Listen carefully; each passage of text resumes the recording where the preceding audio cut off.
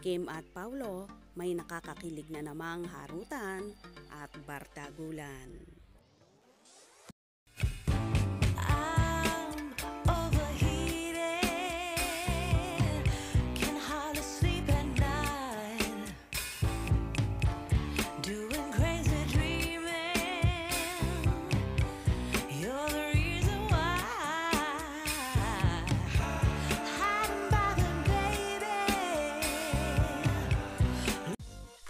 May panibago na namang bardagulan ang mga bida ng Linlang, na teleserye version na sina Kim Chiu at Paulo Avellino.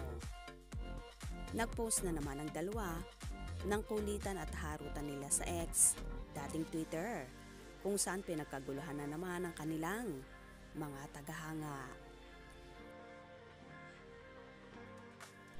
Ayon sa naging tweet ni Paulo, selfie siguro sa broadcast channel kahit labag sa loob ko.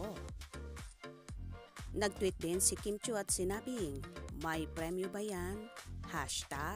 #Linlanghuli. Nag-tweet ulit si Kim Chiu at sinabing, di ba parang ikaw nanalo nun? #Linlanghuli. TikTok dance perhaps. At may Pau Avellino. O diba, mukhang totohanan na ang Kim Pao at talagang hindi na maikudli pa ang mga nararamdaman sa isa't isa. Nag-post naman ng pasasalamat ang katrabaho ni Kimi sa dalaga. At ngayon bilang ako ay nagbabalik ka pamilya. True at what's wrong with Secretary Kim PH. I am very grateful to be working now with a Chinita Princess. Ibang klaseng kilig kasi we get to work from the start, building this new world together, and she's a darling to work with. Grabe, yung energy. Kami na minsan ang sumusuko, kaya ang saya lang.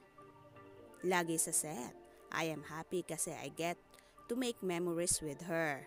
And ang gaang katrabaho and so generous. Mapapanood po ang What's Wrong with Secretary Kim very very soon. Anyway, gabi-gabi namang trending ang naturang palabas na talaga namang patok na patok sa ratings. By the way, sobrang saya naman ng Kim Pao supporters sa kanilang natutunghayan na mga bardagulan ng Kim Pao.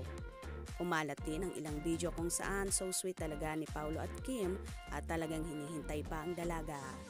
Habang nasa airport, kasi sila at naglalakad ay may nagpapapicture kay Chinita Princess.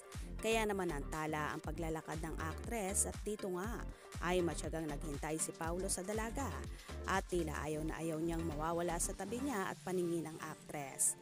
Kaya todo hintay ang aktor.